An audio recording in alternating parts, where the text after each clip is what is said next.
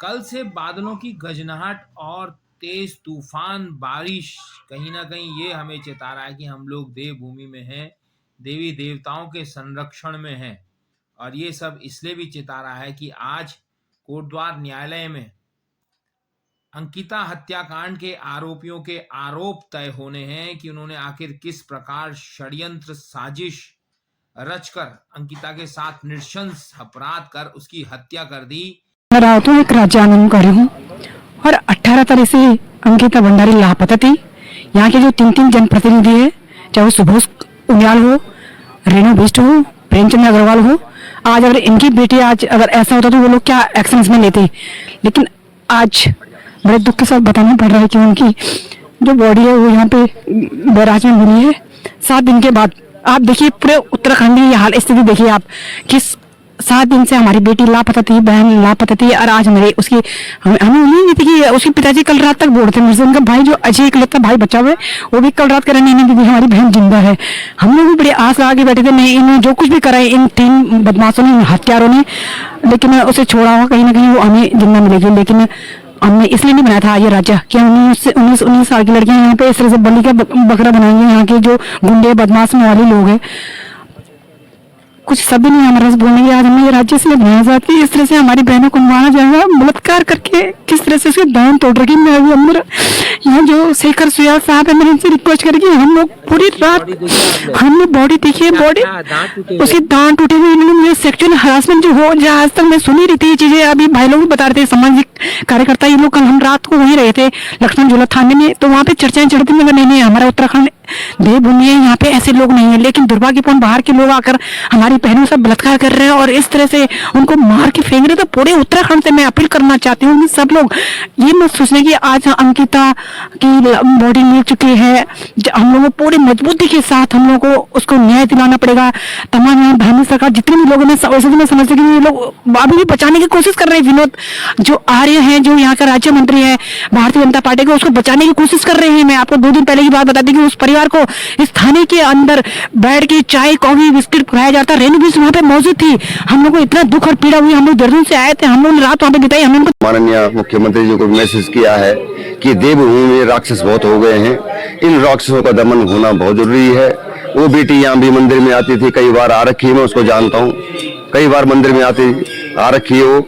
और आज उसकी आत्मा की शांति है तो हम लोगों ने आप लोगों के माध्यम से ये हवन यज्ञ माँ भगवती उसको जो है स्वर्ग में स्थान दे, अपने चरणों में स्थान दे, यही मैं प्रार्थना करता हूँ।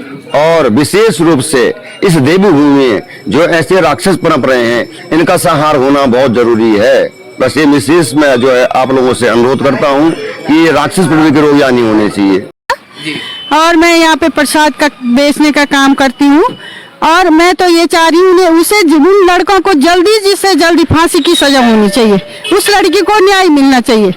सब उस दिन से इतने रो रहे हैं, परेशान हो रहे हैं भैया। उस लड़की की क्या अरमान रहे होंगे, उसके क्या सपने रहे होंगे। उन लोगों उन दरिंदों को जब तक फांसी नहीं होती है तब तक कोई चैन से नहीं बैठेगा। अपने ही राज्य में सुरक्षित नहीं है लड़कियां। सब चाहते हैं हमारी लड़कियां पढ़ लिख के बाहर जाएं, नौकरी करें, सब माँ बापों का सपना होता है। मगर आज हमारे सरकार ने उन लड़कियों को इतना, देखो उस केस को दबाने की कोशिश हो रही है हमारे। यह तो बोलती हूँ कि उनको जल्दी से जल्दी फांसी की सजा दो। हमारी जगह उन नेताओं की बेटी होती तो ऐसे चुप रहते। मैंने देखा वहाँ मुख्यमंत्री आया, वो खाली हाँ भी मुंह के अंदर बोल रहे थे, उन्होंने खुल के जवाब नहीं दिया वहाँ पे। हाँ ना खुल के नहीं बोला उन्होंने। सजा दो या तो जनता के हवाले कर दो, हम देखेंगे उनको। आज अगर चुप रह गए हमारे उत्तराखंड वाले तो कल के दिन देखना हमारी बेटियों, वो हमारी बेटी थी, हमारी और बेटियों के साथ भी ऐसा ही होगा अगर चुप रह गए। पिता जो विनोद आर्य हैं उनकी बात कर रहे हैं। जी हाँ, उनको भी बर्खास्त करना चाहिए और उनको भी, हम तो कह रहे हैं उनको भी सजा देनी चाहिए, उनके परिवार वालों को पूरे को। हम कह रहे हैं कि पुलकित अंकित वो जो भी हैं 3-4 उन सबको फांसी होनी चाहिए। खेलते थे आप अंकिता के? मैं उसके साथ बहुत ज्यादा मजाक करता था। लास्ट टाइम वो हमारे साथ कंडोले के मेले गई थी। वो बहुत अच्छी लड़की थी और हमें बहुत दुख है कि उन्होंने ऐसे दुर्घटना की उसके साथ। मैं चाहता हूँ कि उन तीनों को जल्द से फांसी दी जाए। भाजपा अपनी महिला नेत्रियों को, महिला मोर्चाओं को कहीं ना कहीं दबाने का प्रयास कर रही है। आखिर इस विनोद आर्य का इतिहास क्या है? विनोद आर्य बेसिकली गाजियाबाद के लोग हैं, उत्तराखंड से इनका कोई लेना देना नहीं है। और अगर आप सोच रहे होंगे, लोग सोचते हैं कि ये आर्य है तो कोई एससी उससे होंगे, ये बेसिकली ओबीसी समुदाय से आते हैं। ये आर्य नहीं है बल्कि आर्या हैं, और गाजियाबाद के निवासी मूल रूप से जो हरिद्वार में आके बस गए थे ये लोग। इनका अपना हरिद्वार में करोड़ों अरबों रुपए का कारोबार है स्वदेशी ब्रांड के नाम से, प्लस इनके रिजॉर्ट से लेकर के तमाम अन्य जगहों पे ठिकाने और अन्य कारोबार हैं। यहाँ पे इनकी खुद कैंडी आंवला की जो है फैक्ट्री थी। तो आप ये लगा सकते हैं कि, और दूसरा जो पॉलिटिकल इनका कनेक्शन है, उत्तर प्रदेश में भाजपा की ये सहप्रभारी हैं और बहुत बड़ी पावरफुल, मतलब भाजपा के जो कैबिनेट मिनिस्टर्स हैं यूपी के भी विधायक, उनके टिकट कटवाना, उनके लिए सर्वे में नेगेटिव रिपोर्ट करना इनके बाएं हाथ का खेल होता है। अगर वो कह दें तो यहाँ उत्तराखंड में मुख्यमंत्री जैसे लोग भी उनके लिए बहुत कम पावर के लोग हैं, उनको भी ये आज तय होना है। और ये सब कहीं ना कहीं माँ धारी देवी और गोलजू महाराज की ही कृपा है कि कुछ दिन पहले यानी कि 15 मार्च 2023 को जहां एक आरोपी की जमानत याचिका पर सुनवाई होनी थी, उसे न्यायालय ने खारिज कर दिया है। तो हम ऐसे नहीं कहते हैं कि हम देवभूमि में हैं, कहीं ना कहीं देवताओं का प्रभाव है, इसलिए देवी देवता आरोपियों के साथ नहीं है, उस 19 साल की अंकिता के साथ हैं जिसके साथ अन्याय हुआ है। और अन्याय की सजा यदि सरकार नहीं दिलवाएगी तो हमारे ये देवी देवता दिलवाएंगे, ये तो तय है। तो आज ये तय होना है कि सरकार ने या कहो एसआईटी ने किस प्रकार इस केस की छानबीन की, किस प्रकार जांच पड़ताल की, क्योंकि शुरुआती दौर में कहीं भी सरकार ईमानदार दिखाई नहीं दी, आज तक भी नहीं दिखाई दी, सदन में भी दिखाई नहीं दी, क्योंकि 5 दिन से अंकिता लापता थी और माँ बापों को, भाई को, दोस्त को, रिश्तेदारों को, पटवारी, तहसील सब मिलकर इधर से उधर, उधर से इधर भटकाने का प्रयास कर रहे थे, लटकाने का प्रयास कर रहे थे। और जब हमारी देवभूमि की मीडिया सजग हुई, सक्रिय हुई, तब जाके इनके आंख, कान, नाक सब खुले हैं। इस संबंध में हमने रेणु बिष्ट से आंवला न्यूज़ सीधे विधायक का जो हमारी यमकेश्वर विधानसभा क्षेत्र की है रेणु बिष्ट के साथ है और उन्हीं से जानेगा कि मामले में अब तक क्या क्या कार्रवाई हुई। 6 दिन हो गए हैं, लाश का पता नहीं है। अंकिता भंडारी, वो भी एक लड़की थी, 19 साल की लड़की थी, उसका बाप दर दर भटकने को मजबूर था, आज जाके पता चला कि उसकी लड़की की हत्या हो गई है। तो हमारी विधायिका क्या कहेंगे। हमारे साथ यमकेश्वर की विधायिका रेणु बिष्ट है। मैडम, बहुत देर कर दिया आपने आने में। सबसे पहले तो मैं इस न्यूज़ चैनल का धन्यवाद करती हूँ कि जिन्होंने यहाँ पे मेरे से जानने की कोशिश करी है कि मैं किस हाल में थी। एक्चुअली मेरी तबीयत ख़राब थी, मेरा इलाज चल रहा है देहरादून से, मुझे यहाँ नहीं पता चला। और मैं तो बल्कि इस बात का बड़ा खेद है कि इतनी वारदात होने के बावजूद किसी ने यहाँ से एक फ़ोन भी नहीं किया। मैंने तो प्रशासन को भी इस बात के लिए बहुत डांट फटकार लगाई है कि तुम्हें बताना चाहिए कि यहाँ पे केस हुआ है ये करके। तो फिर जैसे ही मुझे पता चलता है, मैं धन्यवाद देती हूँ अपने पर्वत वाणी के जो वहाँ पे हमारे यहाँ पे प्रतिनिधि है, उन्होंने मुझे बताया कि दीदी ऐसा ये हुआ, ये मामला हुआ। मैंने तुरंत संज्ञान में लिया, मैंने तुरंत प्रशासन को फ़ोन करा। मानती हैं कि पटवारी जिसको 19 तारीख की सुबह पता चल गया था और आरोपी है जिसने हत्या की है, वो जो है अपनी केस दर्ज करता है, लेकिन जो प्रभाविता है, जो मर चुकी है, पर पहले तक तो गुमशुदगी थी, उसका कोई केस दर्ज नहीं होता, तो उस पटवारी के खिलाफ आप क्या कार्रवाई करेंगे। मैंने बिल्कुल अच्छी बात पूछी है। मैंने अभी थाने में, मैंने एसडीएम में बल्कि बैठे हुए, मैंने उनसे सबके, उनके पापा अंकिता भंडारी के पापा के सामने ये बात बोली, उनके पूरे रिश्तेदार के सामने बोली कि मुझे रिजल्ट चाहिए उसको पटवारी को जिसने इतना मिसबिहेव किया, उनके साथ दुर्व्यवहार किया, उसको तुरंत सस्पेंड किया जाए या बर्खास्त किया जाए, क्योंकि ऐसे पटवारी बिल्कुल नहीं रहने चाहिए। क्योंकि बात एक अंकिता भंडारी के पिताजी की बात नहीं है, एक किसी बाप की बात नहीं है, यह आम लोगों की बात है कि जो इतना पीड़ित है उसकी ना कार्रवाई करके और तुम उनकी कार्रवाई कर रहे हो। तो ये चीज़ मेरे को बिल्कुल नहीं बर्दाश्त है और आगे भी कोई अधिकारी इस तरह से करेगा तो बिल्कुल सस्पेंड किया जाएगा। मैडम, पुलिस के पास कल दिन में मामला चला गया और आज तक आरोपी को पता नहीं कर पाए कि उसने अंकिता को मारा कहाँ और उसकी लाश को फेंका कहाँ है। इस पर पुलिस की नाकामी पर क्या कहेंगे। नहीं, देखो, अभी नाकामी नहीं बोल सकते, अभी खुलासा होने वाला है जल्दी। मैं चाहती हूँ कि पहले वो अपने मुंह से खुद करें तुरंत ही, क्योंकि मैं नहीं जानती कि प्रशासन के काम में, ठीक है ना, फांसी दो। वो बिल्कुल अभी होने वाला है, आप थोड़ा वेट करिए और मैं चाहती हूँ कि प्रशासन का काम प्रशासन को करनी चाहिए, तुरंत ही आपके अंदर आधे घंटे के अंदर ये होने वाला है। मैडम कह रहे हैं राज्य मंत्री का पुत्र है वो, पूर्व राज्य मंत्री, आप ही की सरकार में रहे हैं, उनका बहुत दबाव है, दिल्ली तक का कनेक्शन है, आप भी भाजपा की विधायक हैं, आप पर भी दबाव आ सकता है, क्या सीबीआई से जांच होनी चाहिए? मैं ये कहती हूँ कि बात बेटी की है, वो बेटी किसी की भी हो और अपराधी किसी का भी बेटा हो, सबको न्याय मिलना चाहिए। मैडम आपके ख्याल से क्या न्याय मिले उस अंकिता के हत्यारे को, जिसने उसका पहले शायद कुछ गलत शोषण किया होगा, फिर हत्या की होगी, फिर लाश जो है गंगा या कहीं पर फेंक दी है, क्या सजा होनी चाहिए आपकी दृष्टि से? मेरा कहना है मतलब ये है कि अगर उसने ये दुष्कर्म किया है तो दुष्कर्म की सजा क्या होती है ये आपको जैसे जानते हो, ठीक है ना। तो मैं ये कहती हूँ कि हम गुहार लगाते हैं कि उनको भी यही सजा मिले, वही सजा मिले जो दुष्कर्म की सजा होनी चाहिए, बुरी से बुरी, कड़ी से कड़ी। फांसी की पैरवी करेगी आप? बिल्कुल। अगर उन्होंने दुष्कर्म किया है तो क्यों नहीं करेंगे, सारी पब्लिक हमारे साथ है, उनके माँ पिताजी हमारे साथ है, उनको न्याय मिलेगा, है ना। निष्पक्ष जांच हो रही है, ऐसा नहीं है मैं बैठी रही हूँ वहाँ पे जांच में, मेरे ये था कि कोई भी ये ना है कि कोई कहीं से आ जाए, ठीक है ना। अब बस बाकी हम ये चाहते हैं कि बस अंकिता को न्याय मिले और ठीक है ना। 22 की दिन को हम सब ने मिलकर एक खबर प्रकाशित की कि आखिर गई कहाँ अंकिता, आखिर उसका इन मालिक ने या उसके सहयोगियों ने मिलकर कहीं उसकी हत्या तो नहीं कर दी।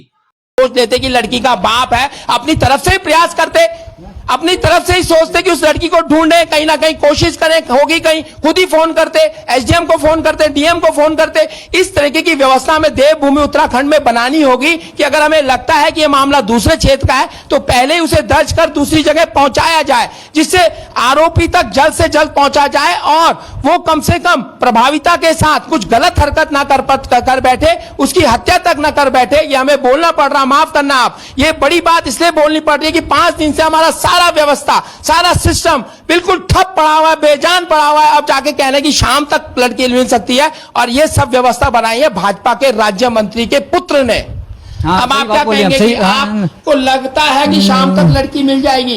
अब देखो साहब, तो ये बोल रहे हैं, लेकिन जब इतने दिन हो गए अभी इनका कोई पता नहीं, क्योंकि भाजपा जो होटल मालिक है उनका पिता है, वो भी हरिद्वार विधायक है कोई, उनके पास गए थे, ऐसे उसे संदेह हुआ। फिर लड़का क्यों नहीं पकड़ा जा रहा? देखिए वो अभी लगे हुए हैं उसमें, उसकी भी ढूंढबीन चल नहीं उसकी ढूंढबीन चल रही है, साक्ष्य भी जुटा रहे हैं और एफआईआर भी भेजनी थी और सारे कार्य हमने किए। सारे में देवभूमि उत्तराखंड में एक लड़की का पिता कह रहा है उसकी बेटी अगवा हो गई है, हमें साक्ष्य जुटाने पड़ रहे हैं एक आरोपी को गिरफ्तार करने के लिए। अगर वो आम आदमी होता तो तब कैसे गिरफ्तार हो जाता? हम लोग 1 मिनट गवाए बिना भी तत्काल ही लग गए जैसे ही हमारे को ये सूचना मिली। आपको लड़के के आरोपी के बारे में पता कहाँ है वो इस वक्त?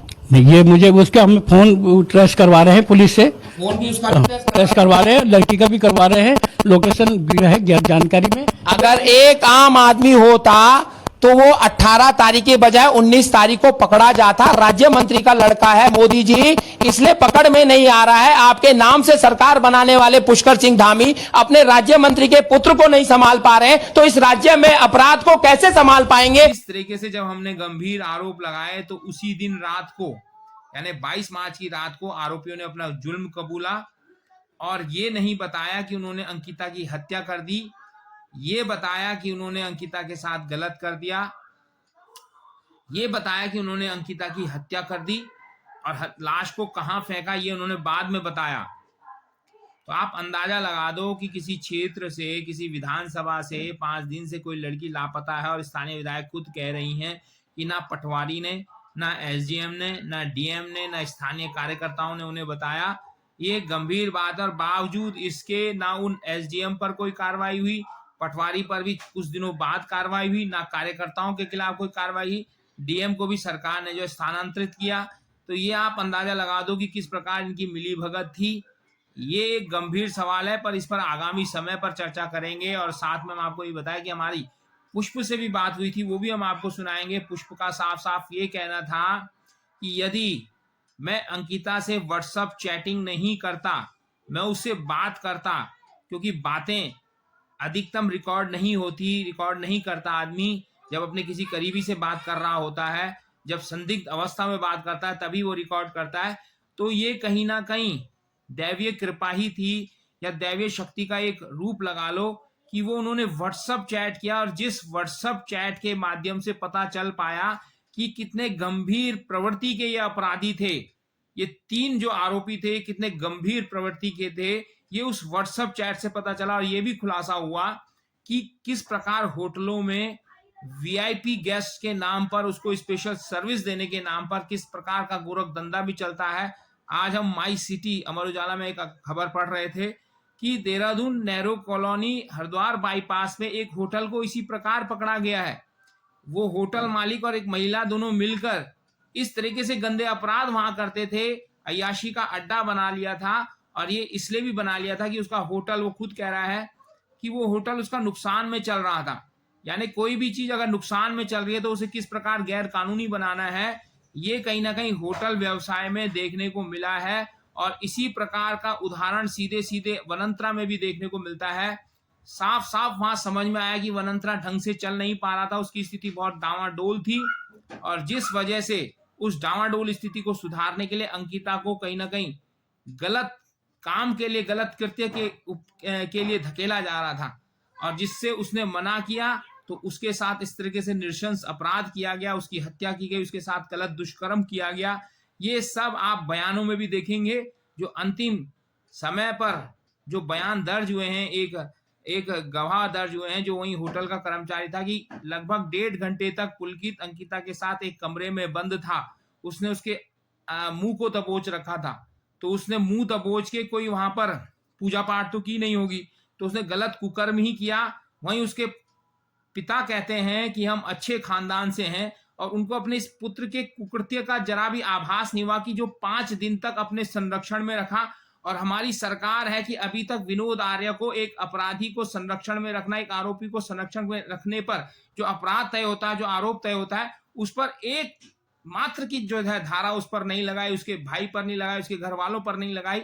ये भी एक सोचने वाली बात है कि आप किस प्रकार आरोपियों को बचाने का प्रयास कर यहाँ की पहाड़ों की लड़कियों को इस तरीके से अवैध धंधे में धकेलने का प्रयास कर रहे थे। ये इसी धाकड़ धामी की सरकार में इसका भी खुलासा हुआ है। और ऐसे खुलासों से बचने के लिए जो स्थानीय मीडिया का जो प्रयास रहा है वो सराहनीय रहा है। सबने मिलकर एकजुटता से सबने प्रयास किया, जिसका आज नतीजा है कि आरोपियों पर आज आरोप तय हो रहे हैं, वो बचकर नहीं निकल रहे हैं। जमानत याचिका उन्होंने दायर की थी, वो खारिज हो गई है।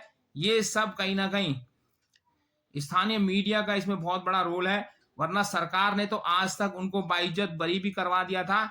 और एक बेगुनाह पुष्प, अंकिता के दोस्त पुष्प को कहीं ना कहीं इस मामले में फंसा दिया था। ये सारी रणनीति चल रही थी कि अंकिता की हत्या भी हो गई, अपराधियों ने अपराध भी कर दिया, और एक बेगुनाह को फंसाने की पूरी तरह साजिश भी हो गई। ये सब होना था अगर स्थानीय मीडिया पुरजोर तरीके से इस मामले को उठाता नहीं, पुरजोर तरीके से सरकार के खिलाफ, सरकार की ऐसी नीतियों के खिलाफ लामबंद नहीं होता। स्थानीय विधायक, स्थानीय प्रशासन के कुकृत्यों को छुपाने वाली जो उनकी नीति थी उसको खुलासा नहीं करता। किस प्रकार पोस्टमार्टम रिपोर्ट को गलत तरीके से किया गया उसका भी खुलासा नहीं होता। यहाँ जो आंदोलन हुए वो नहीं होते, जो यहाँ सामाजिक कार्यकर्ताओं ने मुद्दे उठाए वो नहीं होते, या जो महिला समूह थी वो अगर जांच नहीं करने आती या अंकिता के घर नहीं जाती तो आज आरोपी बचे हुए होते, घर पे होते, और दूसरा अपराध करने की सुनियोजित षड्यंत्र रच रहे होते, और एक बेगुनाह पुष्प जो है जेल में होता, अंकिता के हत्या के गंभीर अपराध आरोप में जेल में होता। ये सब कुछ सरकार का और अपराधियों का मिलकर सुनियोजित षड्यंत्र था, जिसका खुलासा हम इसलिए भी कर रहे हैं क्योंकि हमने देखा है अपनी 6 माह की पत्रकारिता में लगभग 1000 के लगभग हमने खबरें की है, और हमने देखा है कि कुछ ना कुछ इस तरीके से गड़बड़ हो रहा था, और ये सब बच गया है।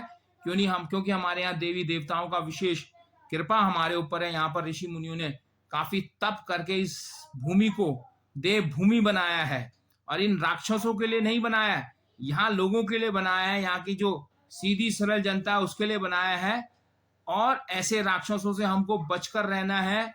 जिस प्रकार भोगपुर मल्ला में ऐसा राक्षस घुस गया था जिसकी मंशा कुछ और थी, उसकी मंशा का पर्दाफाश हुआ है, और पूरा उत्तराखंड, पूरा देवभूमि अब ये संभल जाए, और जो इस प्रकार की कृत्य करता है सामने आए, और सामने आकर खुलकर विरोध करे। वरना इसको चर्चा में तो लाए कोई जो आसपास अगर आपको गलत कृत्य होता हुआ इस देवभूमि में दिखाई दे रहा है, ये इसको सामने लाने का भी पूरा प्रयास करना है, क्योंकि हमने दोबारा नहीं चाहना है कि ऐसी कोई अंकिता दोबारा उत्तराखंड में कोई उदाहरण बने। क्योंकि सरकार की तरफ से तो हमें सुरक्षा की ऐसी कोई गारंटी या ऐसी कोई व्यवस्थाओं को सुधार की बात स्पष्ट रूप से तो नजर नहीं आती, क्योंकि अभी भी कई अवैध होटल, अवैध रिजॉर्ट इस तरीके से संचालित हो रहे हैं जिस पर सरकार अभी तक मौन बैठी हुई है, क्योंकि वो उनके कहीं ना कहीं अपने कार्यकर्ताओं के या विपक्षी दलों के प्रभावशाली लोगों के हैं जिन्होंने सब कुछ रचा बसा रखा है यहाँ पर। इसलिए ऐसे होटल, रिजॉर्ट या ऐसी कोई भी जगह जहाँ पे गलत कृत्य होते हुए दिखते हैं तो उसका खुलकर विरोध किया जाए, उसको कम से कम खुलकर उसके बारे में प्रचार प्रसार तो किया जाए। क्योंकि हमारे पास जो फेसबुक और यूट्यूब है ये एक बहुत अच्छा माध्यम है हमारी पीड़ा को, हमारे दर्द को, हमारी बातों को सामने रखने का। आज की खबर इसीलिए थी कि जो 18 मार्च आज का दिन है ये कहीं ना कहीं लोकतंत्र की हत्या का भी दिन है, क्योंकि 18 मार्च 2016 को इसी प्रकार जो यहाँ सरकार चल रही थी उसकी हत्या करने का प्रयास भाजपा हाईकमान के द्वारा किया गया। दूसरा, ये 6 माह भी हो जाते हैं, इत्तेफाक है ये 6 माह हो गए, और इत्तेफाक है कि ये आज न्यायालय में आरोपियों के आरोप तय होंगे। इसलिए आज हम आपको ये अपनी विचार, अपनी बात रख रहे हैं जिससे आपकी समझ में आए और आप खुद सचेत और सावधान रहें, और जो सरकार और जो हमारी व्यवस्था है इसकी जो साजिशें हैं इनसे बचते हुए अपना जीवन निर्वहन करते हुए चलें। आप कमेंट बॉक्स पर अपनी राय जरूर दर्ज करें और खबर को लाइक शेयर भी करें, जिससे हमें उत्साह मिलता रहे, प्रोत्साहन मिलता रहे, और हम यूं ही आपको सच्चाई दिखाने का अपनी तरफ से सफल प्रयास करते रहें। धन्यवाद।